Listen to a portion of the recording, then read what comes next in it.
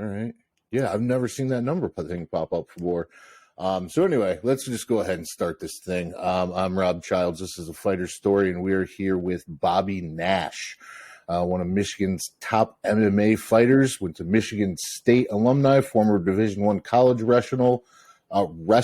Sorry, apparently my voice doesn't work right now. It's a very long day. So Bobby, thanks for coming on to the show. Welcome. And how you doing, man?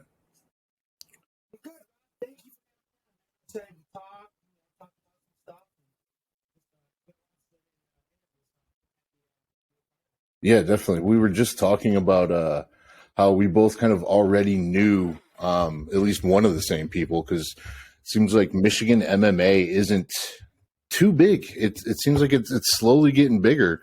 But once you kind of know somebody in MMA or in Muay Thai, something like that, it's a small knit community. So kind of walk us back through your journey into how you get into MMA, because you are from Michigan, correct? Like born and bred? Okay.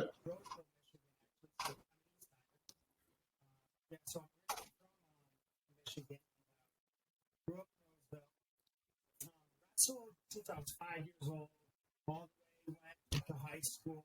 I won a high school state title, so I was a pretty solid wrestler. Went on to do 1 year at a small high school called Lindsay College, and transferred out of there and did 4 years at Michigan State University. A lot of people didn't know my first year was actually at a NAIA school called Lindsay College. So I got to throw that out there. But then 4 years I was at Michigan State. From there, as I was wrestling, I was doing jiu-jitsu and some fights. I would fight during the off season, and then after I was done wrestling in college, I still had like this urge to compete because I'm a competitor. Since I was 5 years old, I was wrestling. So I was like, hey, I guess I'll dabble with this whole MMA journey, and I had a lot of success. I went all the way to 8-1, went to the UFC, had my ups and downs there, and things didn't go. Ended up getting released, went to XFC, and currently I'm on a 4-fight win streak and all 4 first-round finishes. So right now, the career's going really well, although I did just suffer a pretty bad knee injury. But all in all, you'll see me in 2023 once I'm all healed up. Nice. Yeah. It's I was watching some of your fights on YouTube, and you're a savage, man. It seems like it's part of that growing up in Michigan, that whole Midwest work mentality of if your car's stuck in the driveway, you got to dig it out. And if your parents' car is stuck in the driveway and you're 8 years old, you're out there digging them out. So did you feel like that kind of like helped you get through some of those early morning wrestling practices back in the day? I would say so. Wrestling is a hard-nosed, tough sport. It's a blue-collar, tough sport.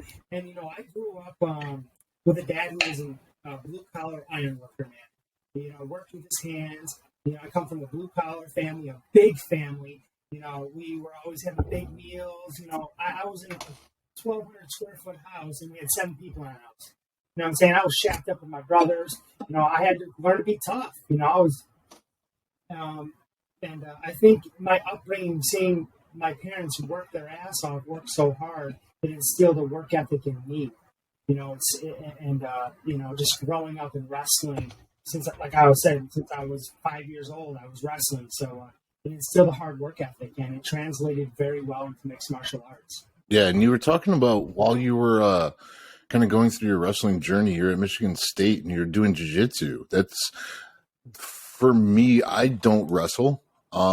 It's not something that I've ever taken a part of. It's a very strange sport to me. I completely understand it. But doing jiu-jitsu and wrestling at the same time, I prefer to play guard, so in wrestling, that's like kind of counterintuitive. Did those two practices kind of coincide, go together, or did it hurt you at all? So grappling, I think, so I ended up doing jiu-jitsu later in my career, like more of my junior year of college. So I was very brand new. I never did it in high school. So I was 23, 22 when I dabbled into jiu-jitsu. But man, dude, I loved it. Obviously, with a wrestler, you like more of a top game. Yeah. But there's so many benefits that you can learn from jiu-jitsu that you can take into wrestling. Like sweeping. Like you can get thrown to your back and boom, sweep someone as you get put to your back. Or there's just what jiu-jitsu. The way jiu-jitsu trains, it's a little more how do I put it? Flowing, and I think wrestling can learn from that. Sometimes. But there's also that college style. That college style is we're in your face, boom, boom, boom, relentless. So it was good balance to have both of them, I think.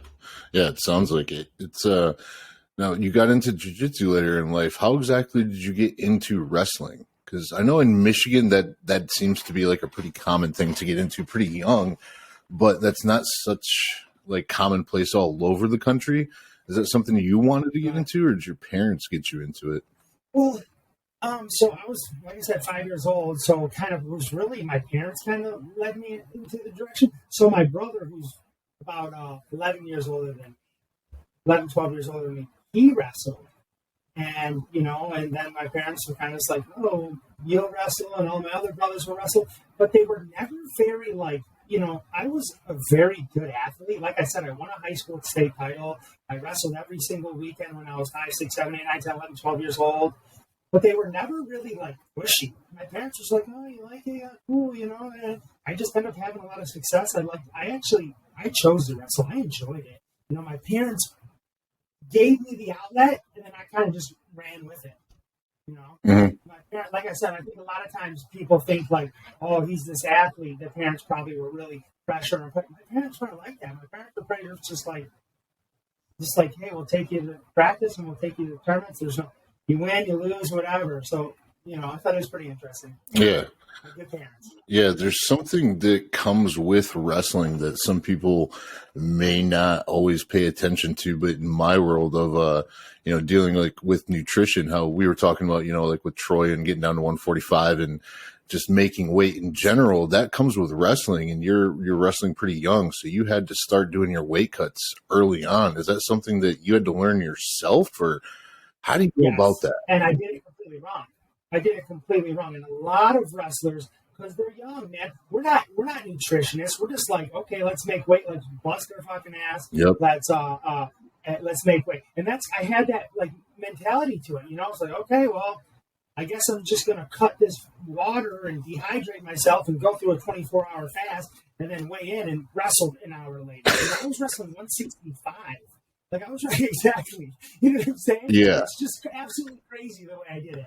I remember I wrestled 165 in college, and I see there's a shift now. You don't see it much. Against these high-level guys, they're really focusing on strength training, getting bigger, getting stronger. And if my son ever decides to wrestle, I'll implement that on him. But with me, it was, okay, I'm weighing 170 pounds. I weigh in 3 hours. Okay, let's lose 5 pounds, and then wrestle Michigan or Indiana, or wrestle the guy from me. So, I'm literally working out very hard and then going and competing, which is just wild. You'll never see that in any other sport. Yeah. It's common practice in wrestling, though, unfortunately. It's like you see guys running stairs in the wrestling room with trash bags on, and not eating for a couple days and living off of spoonfuls of peanut butter for a couple days. It gets insane, especially at a young age. And that's the tough thing. We weren't taught much nutrition, and I think that's you see the guys right now in the Olympics, Kyle Day, David Taylor, all these guys, they all got bigger, they all got stronger, they were all actually going up in a weight class, and I was like, interesting what they're doing. They're actually getting bigger, they're getting stronger. I was trying to get smaller, and I understand getting smaller, you want to be competitive, you want to have an advantage, right? So I understand the getting smaller, but I was doing it in a way where I shouldn't have. I'm a welterweight. I wrestled 165. I actually went up 5 pounds when I competed in MMA because 165 was tough for me to make. Yeah. But if they ever gave a division in MMA, I'd do it. Yeah, and unfortunately, even in the world of nutritionists, I can admit, I know a couple of them. There's some shoddy people that they literally just want to try to take your money and, they'll give you some starvation program where, say that they got like this magic trick when in reality it's kind of calories in, calories out, and plan ahead. Yeah. There is a lot of like water weight and stuff, but like trying to get like that last 20 pounds or like those major weight cuts, like you end up looking like Khabib, and like not being able to do them. Do you feel like there should be more weight classes? It seems like that's a pretty for MMA. Sorry, yeah, for MMA. No, I don't think so. Well, I look at boxing, okay? Okay. Let's look at boxing. There's like, I don't really know the weight classes, but there's like a 142, 147, 152, 163. I think that's awesome. I think that's great. But like 142 and 147, I mean, like, there's a champion at 142 and a champion at 145.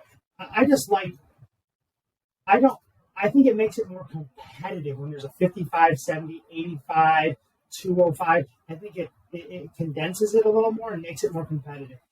Do you maybe see a little more weight cutting? Unfortunately, yes. But I don't, like I said, I don't know the amount of weight classes in boxing, but I know it's significantly more. Yeah. Which I think can sometimes, you're not getting the best to compete with the best in boxing. Yeah, I don't. Sometimes you do. I think a lot of times you don't. Yeah, when it comes to boxing, it's so hard to keep up. There's so many different belts and weight classes, and you see guys holding like 4, 5, 6 belts all at once, and I just cannot honestly keep up with it. But I want to get back into kind of your transition from wrestling into MMA. So you have a pretty successful career at Michigan State, and you take a couple fights. How many amateur fights are you going through, and kind of what's that like, kind of going from wrestling to just strict MMA practice and everything?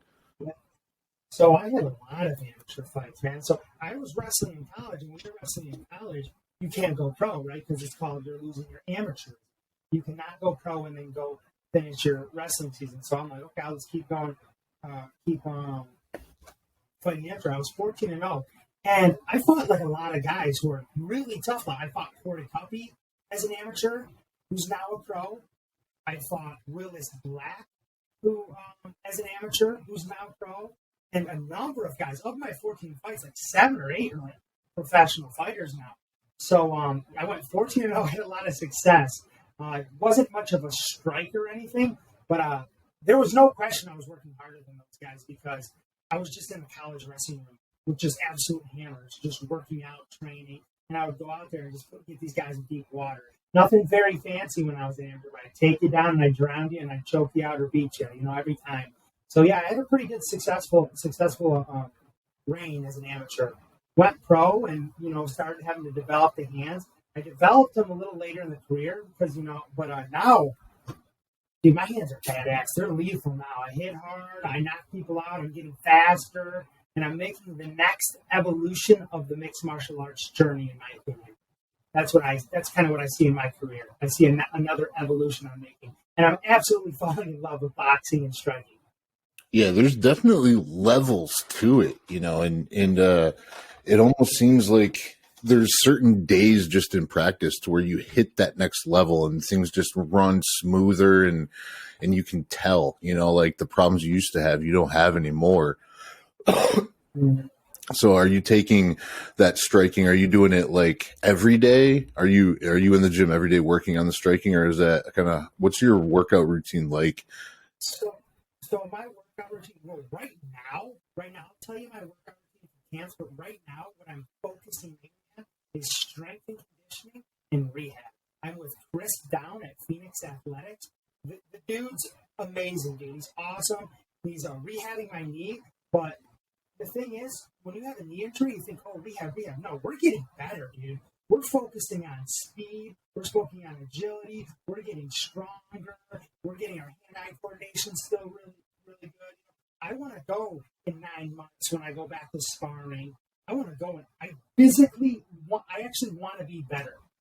I had reconstructive knee surgery. I'm doctoring this up, but when I go into sparring, I want to be better. Like I'm not making an excuse. Like I'm not using my leg, but there's other elements of the game I can use. So I'm focusing on that. So I'm with Chris Down right now at Phoenix Athletics, working on rehab, strength and conditioning, all that. So a lot of what I do is strength and conditioning. I do a lot of boxing with Kara Rowe. I would say that's most of my training is boxing.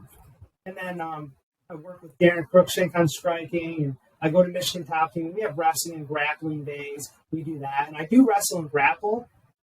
But I would say most of my training is strength and conditioning and boxing. Yeah.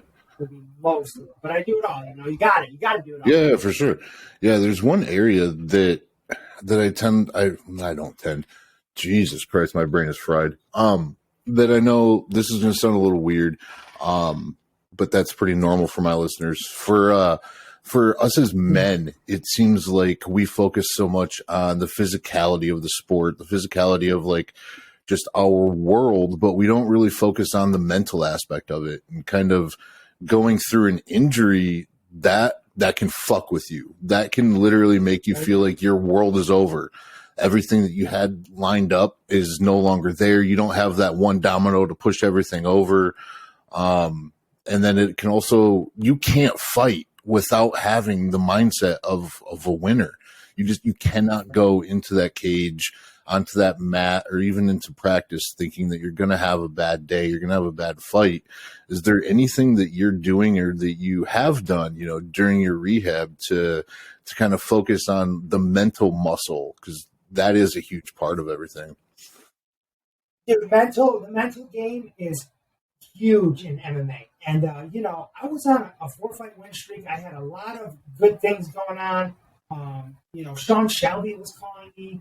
You know, good things were happening. And then this happened. So I have all this momentum, and then bam, blow out my knee. Yeah, definitely. I was down in the dumps. But I tell you what, man, this injury, what it has done for me mentally, like in a sense of like, how do I put it? Like, I believe I'm capable of like great things in this sport. Like, I know I am. And I'm just like, I'm reiterating it in my head, because what can I do? I have to train what I can, right? I can't run. I can't hit squats. I can't spar. I can't do that. So my mental training has went to another level, and I'm actually really excited next year when I fight. Although the injury is something that bums me out, this has taught me how to be resilient, how to be mentally strong. You know, how to be, you know, there's a lot of, you try to turn a negative into a positive. This is a negative, and I'm turning it into a positive. I met Chris Down, who's my strength and conditioning coach, and our goal and my goal is to get better with an injury. And that's mental tough. That's just mental resilience and mental toughness. It's because a lot of people are like, oh, I got injured. I'm just going to sit around, and 9 months I'll get back in the gym. And then, no, I'm getting better. I'm getting better with an injury, and I will stay like that. Mm-hmm. So that's one thing the injury has. Yes, definitely mentally is put me in a, like I said, I was in a slump, but I'm just getting myself out of it. Yeah. I'm being resilient. Yeah. Do you feel like it affected your, I mean, obviously, you know, like it affects your mental, but like your personal life and everything around it? I know just for me, I've seen people kind of come and go through my life like everybody else does, but you're a little bit different to where you are a pro fighter. You do have people calling you up, you know, like wanting tickets, wanting handouts for this, that, the other. You have like your family that you got to take care of, you know, like your wife was just on Girlfriend, whoever. And, yeah. So how is it affecting life outside of MMA with your mental aspect? And like, do you have any children right now?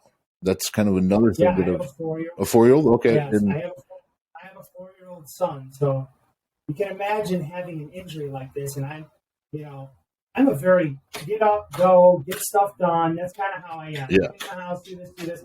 So, you know, for 2 weeks, my wife's taking care of me. She's taking care of me. She's working. She's taking care of her son. She's doing all this. And yeah, it was tough, man. I'm like, you know, and but I was like, okay, I need to do something. Now with the injury, I have a goal. If that's, you know what I'm saying? Like, I'm like, okay, oh, this is the timeline. I'm beating that. Oh, this is the timeline. I'm beating that. I'm gonna kill this rehab. I'm gonna, you know. So like that's kind of what's kept me like able to keep going, because like if I'm just like sitting on my ass and like, oh poor me, it would put me down in the dumps. And I was like that for a second. Yeah. I was all like, oh man, it sucks. My wife's got to do everything for me. I can't do anything. Then I'm like, you know what? No, I'm gonna conquer this. I'm gonna crush it. I'm gonna beat timelines. I'm gonna and I'm gonna come back stronger. Everything. And yeah, so I'm walking.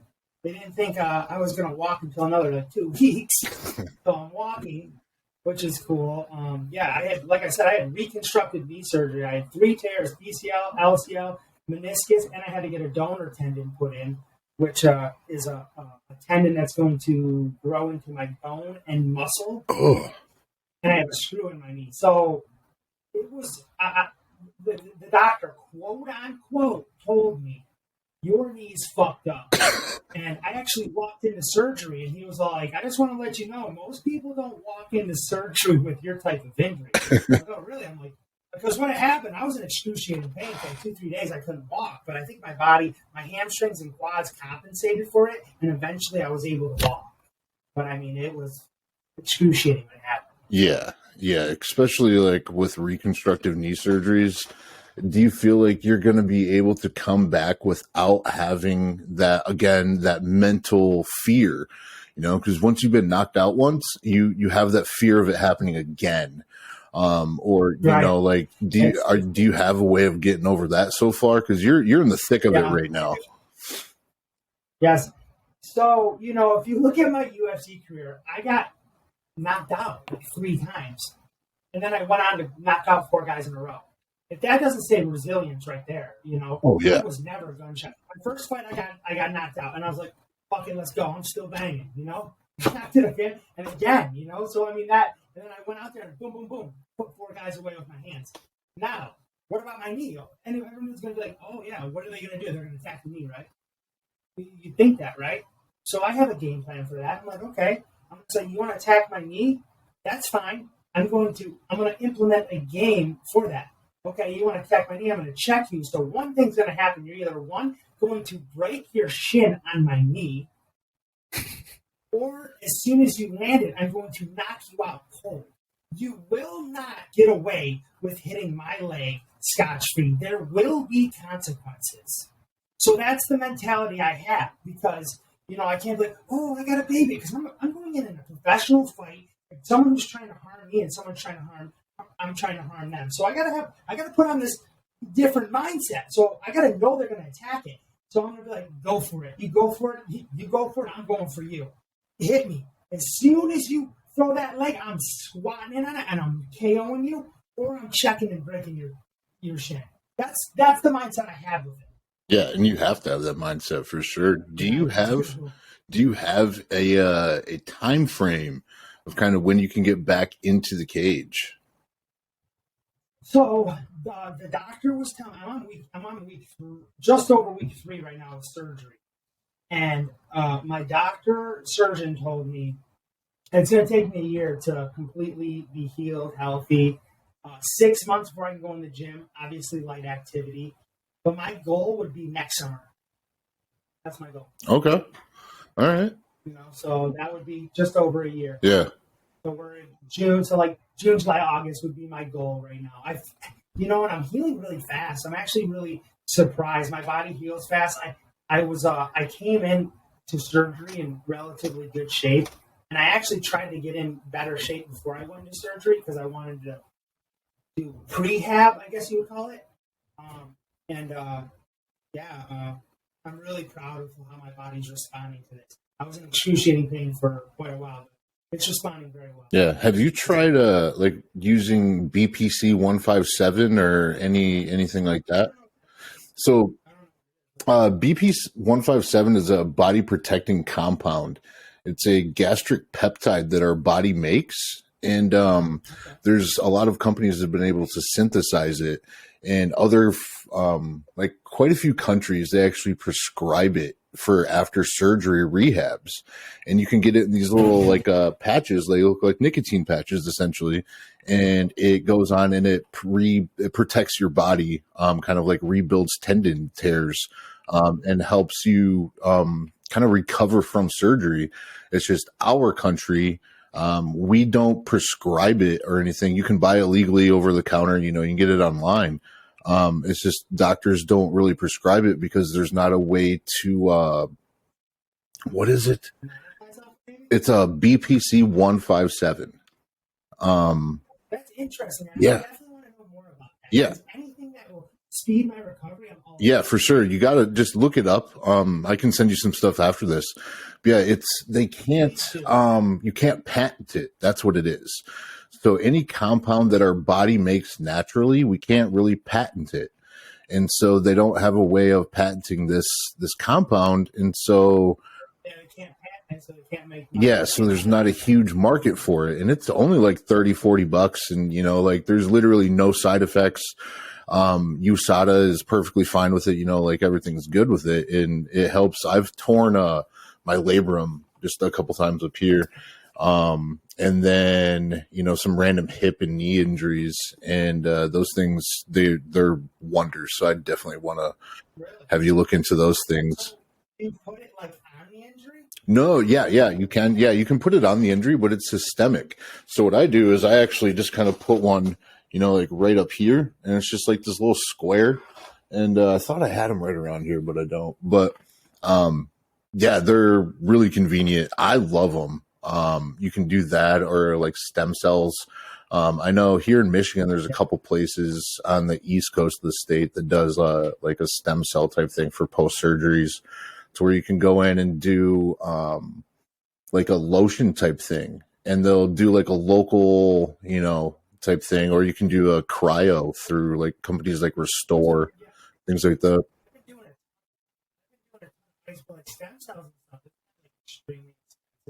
Yeah, it can be. yeah.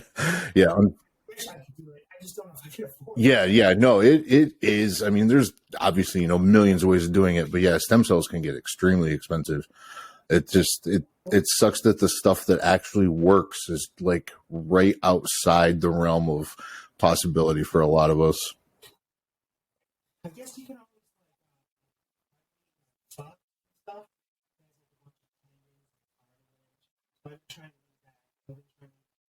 And I eat chicken, and I usually all the tendons and all the what I thought was gross part. Eat. And I don't know if it's gonna help it or not, but to me it's just the placebo effect, so it works. Yeah. So I get chicken or something I get a T-bone, and I'm just gnawing on it. I'm getting all the bone marrow, and I'm getting all the fat. And I clean them. I clean my chicken bones and everything clean now. Try to get all. I just want to hey, why not? I have messed up tendons. Why not eat those tendons? Yeah, no, there is some reality to that, especially with the bone marrow and things. Bone marrow has a lot of nutritional benefits for you, so definitely keep doing that. Oh my God. All right. Well, I think I've taken up quite a bit of your time. I know you got a 4-year-old and a wife, and you got some rehab to do on your knee, so I can go ahead and get you out of here. Do you want to kind of let all the listeners know where they can find you online, kind of show you some love and support, and kind of if you have anything coming up in the future? Definitely. You can follow me on Instagram, bnashd170, and Twitter, E_Nashd. Yeah, just B_Nashd, so Instagram, Twitter. And I just want to thank Michigan Top Team, Chris Don at Phoenix Athletics. And I want to thank you for having me on today, man. I enjoyed talking to you. No, I appreciate that, dude. I've had a lot of fun with you as well, and hopefully I can see you coming up here next summer on a fight. Are you going to stick with the XFC, or do you have any plans for that? No. So I think XFC went under, man. Yeah. So no, I'm not going to stick with XFC. My plan, actually, and this would be for another time, but I actually had a fight with the UFC. And then my knee, and that happened. So I'm going to hit up Sean Shelby and hopefully get a fight. We'll see. That's the goal of the fight for the UFC. But wherever, man. Wherever. I want to, we'll see. By next summer. There's no definite 100% answer, but the UFC is the goal. I truly believe I can have my next fight there. I have Sean Shelby, who's the matchmaker for the UFC. Yep. I have his direct line. I'm going to contact him. I'm going to be like, hey, I'm healthy. Let's go. technical. You know? Yeah, for sure. Yeah. We'll see. But And they seem to love those guys that are on their ass about they want to fight, you know, so it's definitely a good call. So, all right, man. Well, it's been a pleasure talking to you. I'm sure I'll see you around here in the gyms of Michigan and go ahead and get you out of here and get you back to your family. Awesome, man. Thanks, Rob. All right. Thank you.